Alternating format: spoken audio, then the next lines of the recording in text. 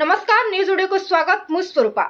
आउ जमीबनी खोला खोली भांग आसर बिक्री होई परिबनी खुल्लम खुला जीए भी हुंतु खिलाफ कले बांधी नेब अबकारी विभाग होई पारे 7 वर्ष जे जेल दंड। कारण मद आ महुली भली भांग को मादक द्रव्य परिसरभुक्त करिसेंती राज्य सरकार। धार्मिक परंपरा सह जड़ित भांग विरोध में कटकणा को नहीं भिन्न भिन्न मत प्रकाश पाउथुबा बेले अबकारी विभाग कहिछि मानसिक स्थिति रे कुप्रभाव पकाउथुबा भांगर चोरा चालाणकारी एणिके साबाड हेबे। भांगीगला भांग प्रेमी हृदय होली हेउ अबा जागर आउ सहज हेबनी सर्वसाधारण रे भांग पकाई मौज करिबा।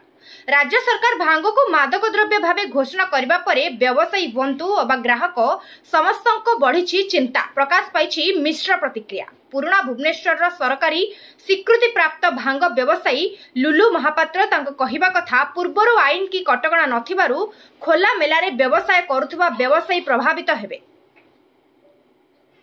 किछि जनतांको मत जेहेतु ठाकुरंको भोगरी भांग विभ्रत हेउछि तेनु राज्य सरकार निष्पत्तिर पुनर्विचार करंतु। तेबे काहेकि मादक द्रव्य रे शामिल हेला भांग मद मुहुली भली भांग को काहेकि ओडिशा अबकारी आईन परिसर भुक्त करागला।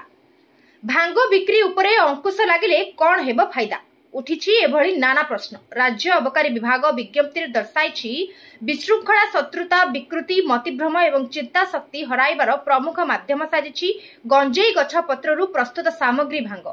ओडिशा अबकारी आईन कहुछि भांग एक मादक द्रव्य। धारा 52 अनुଯାयी कोनोसी व्यक्ति कोनोसी प्रकार मादक द्रव्य सरकारंकर बिना स्वीकृति रे बिक्री किबा परिवहन करिबा दंडनीय अपराध।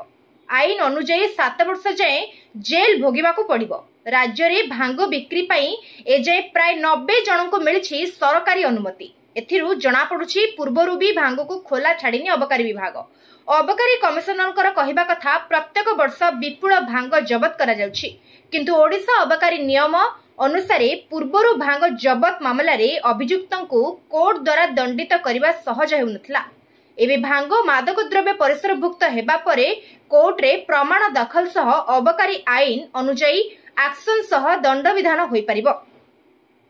न्यूज ओडियो को एठी रखुछु। नमस्कार।